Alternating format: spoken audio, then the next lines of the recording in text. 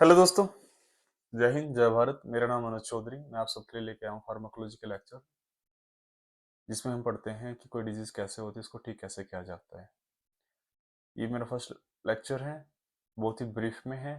With time आपको एक particular disease को कैसे ठीक किया जाता है, किस ड्रग्स की क्या जरूरत होती है, वो सब मिलेगा। तो चलिए शुरू करते हैं। फार्माकोलॉजी फार्माकोलॉजी क्या होता है? फार्माकोलॉजी एक ऐसा सब्जेक्ट होता है जिसमें हम ड्रग्स की और मेडिसिन के बारे में पढ़ते हैं। तो the study of the medicine and drugs is called the pharmacology. Pharma means drugs या मेडिसिन होता है, लॉजी मीन स्टडी होता है, को इन दोनों को कंबाइन कर रहा है। तो term is pharmacology. The study of the medicine and drugs is called the pharmacology. अब बात आती है कि ड्रग्स और मेडिसिन क्या होते हैं। कोई भी एक ऐसा सब्सटेंस जिससे किसी डिजीज को रोका जा सकता है, उसको ठीक किया जा सकता है, उसको सिम्टम्स को दूर किया जा सकता है, ऐसे सब्सटेंस को ड्रग्स या मेडिसिन बोलते हैं। आई रिपीट, ऐसे सब्सटेंस जिससे किसी बीमारी को ठीक किया जा सकता है, रोका जा सकता है, उसके सिम्टम्स को दूर किया जा सकता है, लक्षण को, यानी जैसे किसी को दर्द हो रहा है, दर्द को कम किया जा सकता है, खत्म किया जा सकता है, तो ऐसे सब्सटेंस को हम ड्रग्स या मेडिसिन बोलते हैं। अब जो हमारी फार्माकोलॉजी टर्म है, इसको हमने बेसिकली दो पार्ट्स में डिवाइड किया है। एक फार्माकोकाइनेटिक, एक फार्माकोडायनामिक। जब कोई पेशेंट कोई दवा लेता है तो वो मेडिसिन उस पेशेंट की बॉडी पे कोई इफेक्ट शो करती है, उसको बोलते हैं फार्माकोडायनामिक। उसी के साथ साथ उसकी बॉडी भी मेडिसिन पे कुछ इफेक्ट शो करती है, उसको हम बोलते हैं फार्माकोकाइनेटिक। काइनेटिक मोशन से रिलेटेड है, क्योंकि दवा का हमारी बॉडी में मोशन होता है, मूवमेंट होता है एक प्लेस से दूसरी प्लेस में। ओके,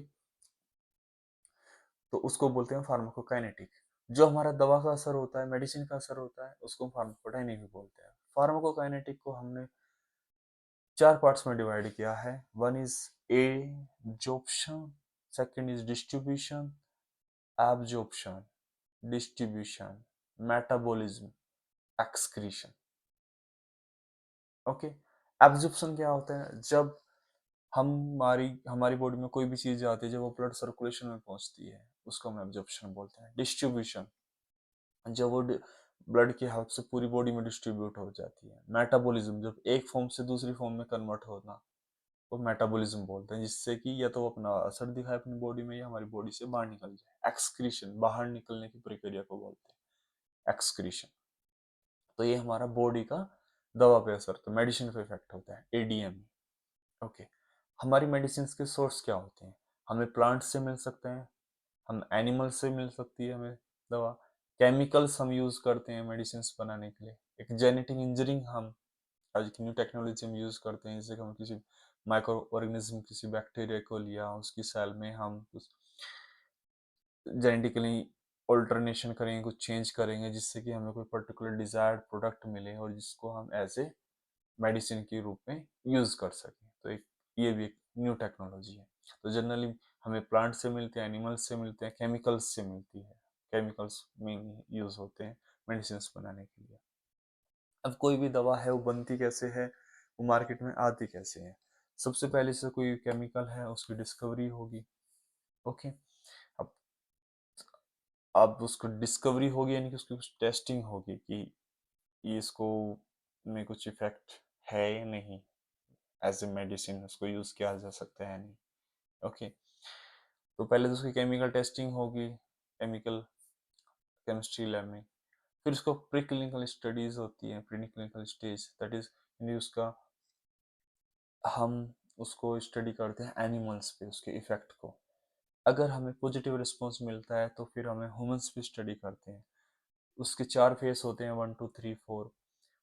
फेज 1 में कम स्ट्रेंथ होती है हमारे ह्यूमंस बींग्स की, 2 में उससे ज़्यादा होती है, 3 में उससे ज़्यादा होती है, फोर्थ स्टेज होती है जब हमारी मार्केट में मेडिसिन होती है, उस टाइम की मॉनिटरिंग को फोर्थ स्टेज बोलते हैं। सबसे पहली स्टेज होती है फेज 1, उसमें बहुत ही कम हम ह्यूमन बींग्स लेते हैं और हम दवा की सेफ्टी देखते हैं कि किसी बीमारी को ठीक कर रही है नहीं करी, वो बात की बात है, पहले वो सेफ है या नहीं है, वो कुछ हो तो नहीं गया उसको।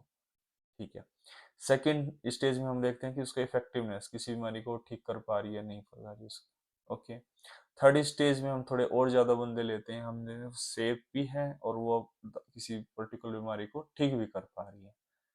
4th स्टेज में हम उसकी सेफ्टी भी देखते हैं, उसकी इफेक्टिवनेस भी देखते हैं, उसका यूजफुलनेस भी देखते हैं कि ये सब कुछ हो रहा है। लेकिन कुछ जब क्योंकि मार्केट में जब हम उसकी टेस्टिंग करें कि पर्टिकुलर की स्ट्रेंथ थी हमारे पास 400 500 2000 3000, बट मार्केट में तो हमें काउंट नहीं कर सकते कितने बंदे उस पर्टिकुलर मेडिसिन को ले लें।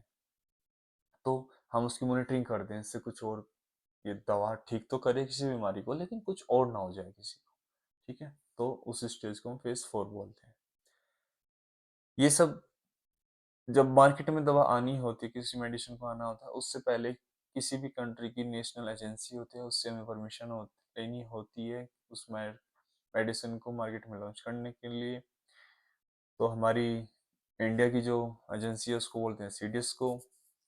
ऐसे ही यूएस की जो एजेंसी है उसको बोलते हैं यूएस एफडीए। ओके, अब बात यह है कि हम जो मेडिसिन होती है उसके नाम क्या क्या होते हैं। उसके 3 नाम होते हैं, एक जेनिक नेम होता है, एक ब्रांड नेम होता है, केमिकल नेम होता है। जेनिक नेम यानी कि जो एक पर्टिकुलर केमिकल होता है उसमें जिससे कोई बीमारी ठीक होती है, उसके नाम को जेनिक नेम बोलते हैं। ब्रांड नेम यानी कि एक पर्टिकुलर दवा को 10 कंपनी बना रही है, हर एक ने अपना अपना नाम दिया है, तो हर कंपनी ने जो अब खुद से नाम दिया उसको ब्रांड नेम बोलते हैं। केमिकल नेम, किसी केमिकल में क्या क्या केमिकल है, जैसे कुछ हाइड्रोजन नाइट्रोजन ऑक्सीजन मिलके एक केमिकल बनाते हैं, इसमें 4-5 चीजें मिली होती हैं, तो उसका एक केमिकल नाम होता है, तो उसको हम केमिकल नेम बोलेंगे। Okay, based on chemical entities present in that. Okay, तो जेनिक नेम होता है, एक ब्रांड नेम होता है, एक केमिकल नेम होता है। ब्रांड नेम कंपनी रखती है, मार्केट में उसी के नाम से दवा जानी जाती है, मेडिसिन जानी जाती है, एक लेमन पर्सन भी उसी को जानता है। जो मेडिकल के बंदे होते हैं, बी फार्म के बंदे होते हैं या डॉक्टर लोग, उनको जेनिक ब्रांड नेम पता होते हैं, केमिकल नेम फार्मेसी बंदे को। जैसे अगर हम एग्जांपल की बात करें तो एग्जांपल है हमारा, जैसे पैरासीटामोल एक जेनिक नेम है, उसी का ब्रांड नेम होता है क्रोसिन, उसी का केमिकल नेम होता है N 4 hydroxyphenyl acetamide. Okay, this just for example. तो क्रोसिन ब्रांड नेम हो गया, उसमें क्या प्रेजेंट है, पैरासीटामोल, उसका केमिकल नेम क्या, एन 4 हाइड्रोक्सीफिनाइल एसिटामाइड। अब बात आती है कि हम मेडिसिन को क्लासिफाई कैसे करते हैं। क्लासिफाई हम मेनली 2 कैटेगरीज में करते हैं जनरली।